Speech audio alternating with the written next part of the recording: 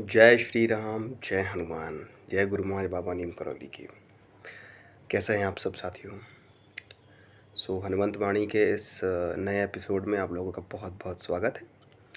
तो मित्रों, हमारे सभी भक्तों की जिज्ञासा रहती है कि हनुमान चालीसा पाठ को लेके कि हम इतने वर्ष से हनुमान चालीसा पाठ कर रहे हैं, या प्रतिदिन हम 11 पाठ करते हैं, 21 करते हैं, कई लोग ज़्यादा भी करते हैं। परंतु कई सारे साधक ऐसे हैं जो ये बोलते हैं कि हम तो इतने साल से कर रहे हैं, लेकिन उस हिसाब से हमें लाभ प्राप्त नहीं हो रहा। तो ये हमारे कई भक्तों के ये सवाल होते हैं।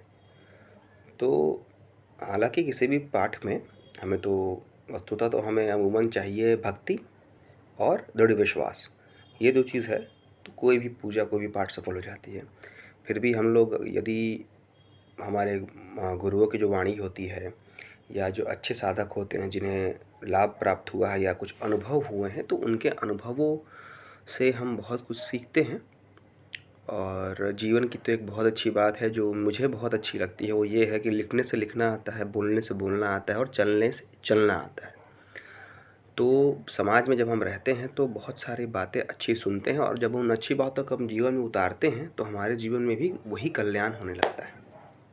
तो आइए आते हैं हनुमान चालीसा के पाठ पे।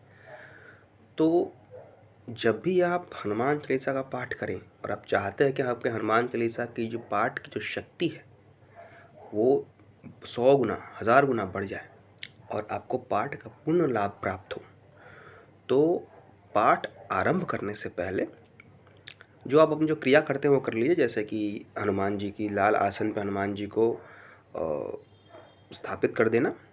यदि आप घर में पूजा कर रहे हैं तो आप लाल आसन पर ध्यान रखिएगा, लाल आसन में स्थापित कीजिएगा। और जनेऊ, नैवेद्य, धूप, दीप अवश्य रखें। दीपक तिल का हो उचित है, तिल्ली के तेल का दीपक हो उचित है, और आप सरसों के तेल का भी हो सकता है।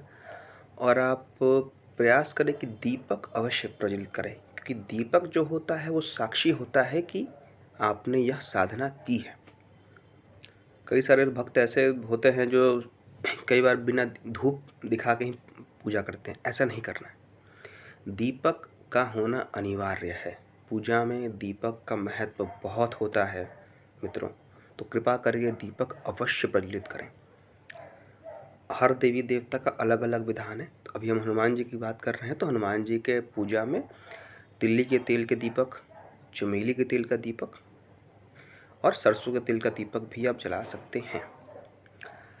तो जब भी आप हनुमान चालीसा का पाठ करते हैं तो आप पाठ आरंभ करने से पहले एक दोहा है, वो मैं बताऊंगा आपको, उसका पाठ करें। पाठ आरंभ करने से पहले और पाठ जब कर ले तो उसके बाद, तो आप देखेंगे कि आपका जो हनुमान चालीसा का जो फल है आपको वो अवश्य मिलेगा। तो मैं बताता हूँ पाठ कहाँ से मिलेगा आपको। तो ये हमारे हाथ में है, ये रामचरितमानस, ठीक है। रामचरितमानस में जब हम जाएंगे तो जहाँ से बालकांड समाप्त होता है और अयोध्या कांड आरंभ होता है, तो आप ये देख रहे हैं अयोध्या कांड आरंभ हुआ यहाँ से। और यहाँ पे जो दोहा है वो है, श्री गुरु चरण सरोज रज रज, निज मन मुकुल सुधारी, वर्णो रघुवर विमल जसु, जो दायक फलचारी। ये हनुमान चालीसा वाला दोहा नहीं है, ये अयोध्या कांड में भी दोहा होगा। प्रथम पेज पे ही मिलेगा आपको। यहाँ से आपको श्री गुरु चरण सरोज रज से लेकर यहाँ तक, प्रेम मुदित होई देखी सुनी राऊ, यहाँ तक पढ़ना है आपको। मतलब ये समस्त आपको पढ़ लेना है हनुमान चालीसा का पाठ आरंभ करने से पहले और पाठ आरंभ करने के बाद।